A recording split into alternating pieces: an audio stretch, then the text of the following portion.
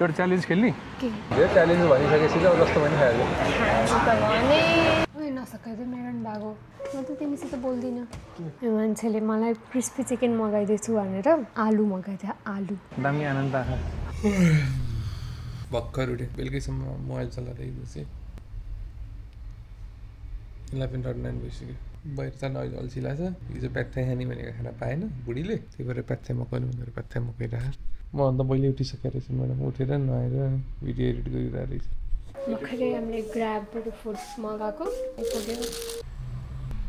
table छ कुर्सी होइन अनि उसले बेड साइड टेबल ल्याएर बेडको अगाडि लगेर राख्यो खाना चाहिँ कताबाट स्टार्ट गर्ने हेरिहाल्छ तर प्याथ्या जस्तो छैन है अहिले अर्कै हो कि यस्तै हो खास प्याथ्या हाम्रो रुमको ठ्याक्कै बाहिर चाहिँ यस्तो फवाना मेट्रो स्टेसन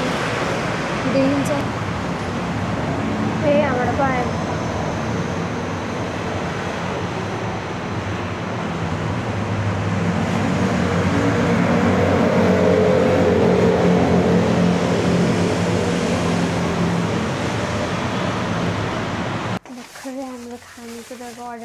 आज त हामी दिन चाहिँ भुक्कर भयौँ उठ्यौँ खाऊँ यो चाहिँ कहाँबाट मगाएको बुढी ग्र्याबबाट मगाएको मैले मगाएको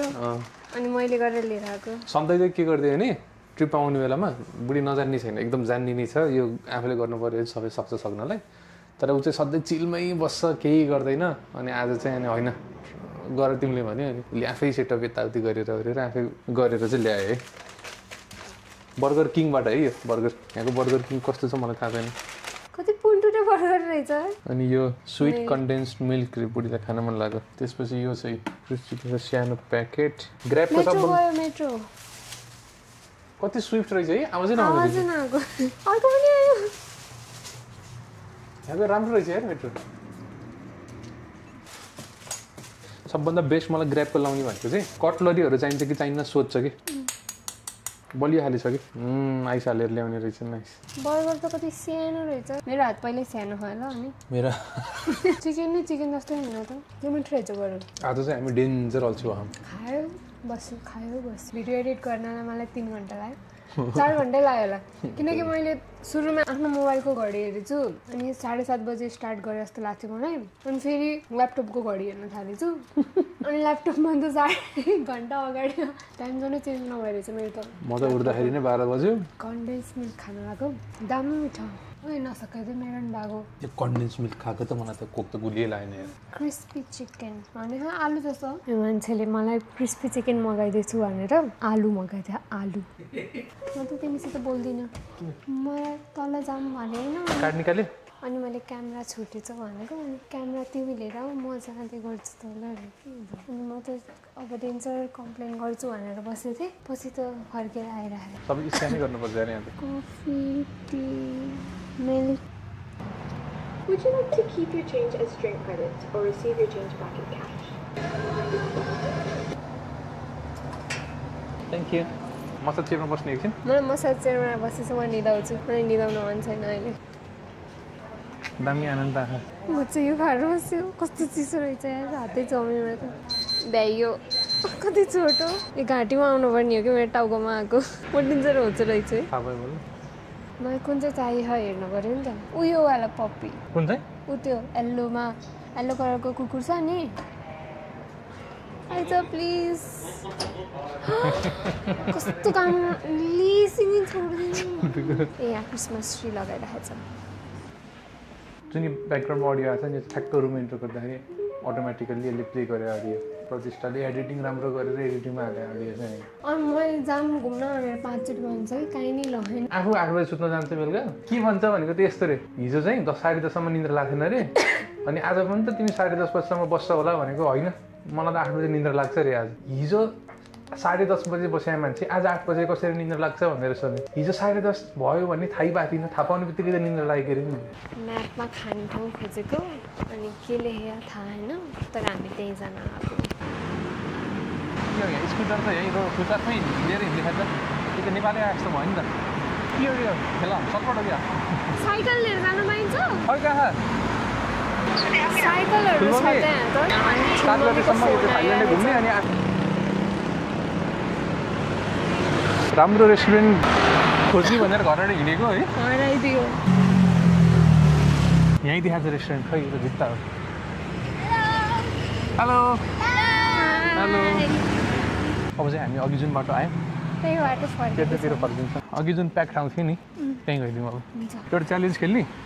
मेन्यूबाट ऱ्यान्डम आइटम म पोइन्ट गर्छु जो तिमीले खानुपर्छ अर्को ऱ्यान्डम आइटम तिमीले पोइन्ट गर त्यो मैले अनि बिफ पर्यो भने नि म त खान्न नि बिफ चाहिँ नमान्ने खास भनेको त्यो रुलकै भायोलेसन भयो तर ठिक छ त्यो चाहिँ दुइटैको कमन इन्ट्रेस्टको कुरा भयो होइन नखाने बिफ भनेर यहाँ चाहिँ पुरै मन्डीहरू माछाहरू यस्तो तरकारीहरू भर्खर चाहिँ हाम्रो कुरा के भयो भने एउटा फुड च्यालेन्ज खेल्ने रे अघि एउटा मान्छे धेरै भएको ठाउँ थियो होइन त्यहाँ चाहिँ अब पक्कै पनि मिठो छ होला त्यहाँबाट ऱ्यान्डमली एउटा आइटम मूल्य पोइन्ट गर्छ त्यो मैले खानुपर्छ अर्को ठाउँबाट ऱ्यान्डमली मैले पोइन्ट गरेको आइटम मूल्य खानुपर्छ तर किनकि दुइटाले बिफ खाँदैन त्यही भएर बिफ आइटम चाहिँ पाएँ अब त्यो चाहिँ एउटा सानो रुल तर बिफ बाहेक जेसुकै होस् होइन टक पोर्क यही रेस्टुरेन्टमा हो रेस्टुरेन्ट चाहिँ अब आइपुग्यो यो तिमीलाई म यो दिन्छु simple chicken pork sea food र बिफ कुन चाहिँ खानु भन सी फुड यस्तो लागिरहेको छ नि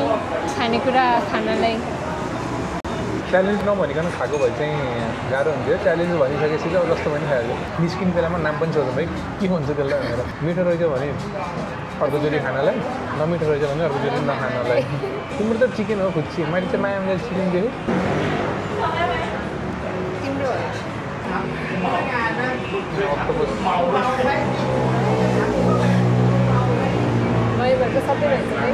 यति गर्न सक्छ ल भातै रहेछ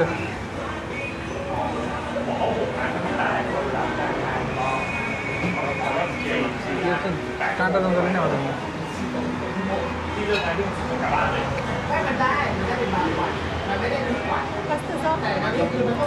मिठो त्यस्तो नमिठो छैन मिठो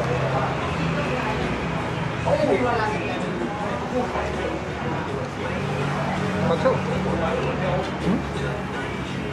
अक्टोपस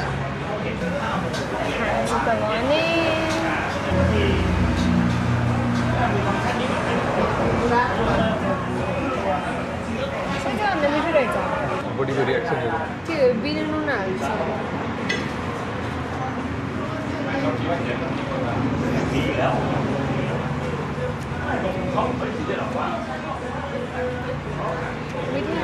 रियाक्सन खै के मिठो छ नमिठो छ के छ सोचिरहेको छु कि मिठो हो कि नमिठो नमिठो त होइन मिठो कस्तो मिठो छ दामी रोप्दो रहेछ मैले राख भन्छु क्या अन्त त्यस्तो लाग्यो कस्तो लाग्यो मैले रोजेको तिम्रो लागि रोजेको कति मिठो रोजेको रहेछ नि दामी रहेछ सुरुमा त म कन्फ्युज भएँ मिठो हो कि नमिठो पछि त मिठोको रहेछ मैले सजिलै दिएँ मैले कति धेरै कस्तो कस्तो अचम्मको देखिने फुडहरू छोडेर यो दिएँ तिमीलाई आज फर्स्ट डे हो नि त सुरुमै गएर दिएँ अनि भोलिबाट तिमी खेल्नै मान्दैन अनि यो भात चाहिँ खाएन मैले ल धेरै भयो सी फुड भनेको सी फुड सब कस्तो मैले जित्यो र भात हो त्यो 164 आज नयाँ मिठो कुरा खायौँ के खायो आज नयाँ मिठो कुरा खायौँ के हो अरे त्यसको नाम खै पेट देखायो के अरे अब मेरो पेट ठुलो छ भनेको दिन्छ पेट देखाएर हाँस्तिर अब के भन्दाखेरि लक्ष्मीपुरमा पनि लेफ्ट हालेको थियो यस्तो रहेछ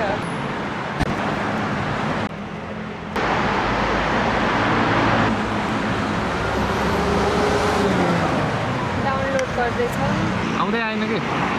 4-5 मिनटै लाग्छ कि भोलि आइन्छ होला अब भोलि गरौँ ल नत्र हामी चाहिँ अब रुम आइपुग्यो फर्केर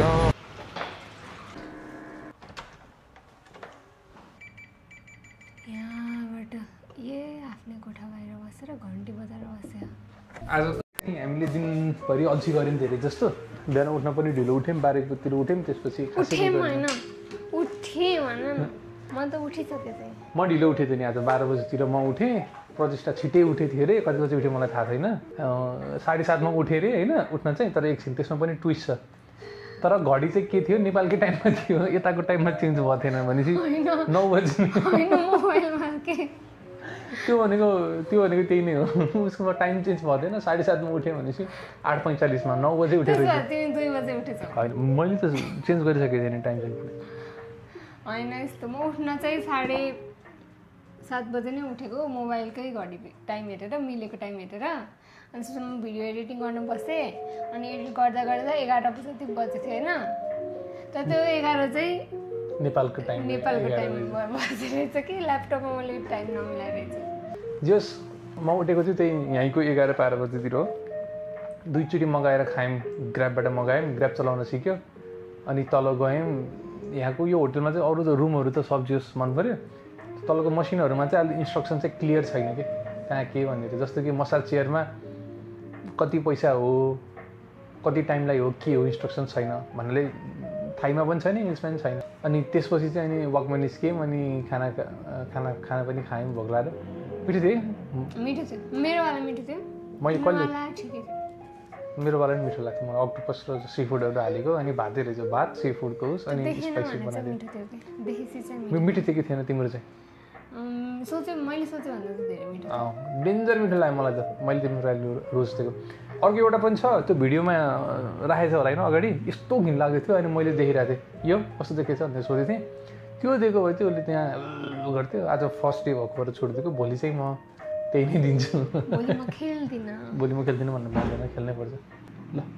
आजलाई यति नै अब भोलि भेटौँ ल बाई बाई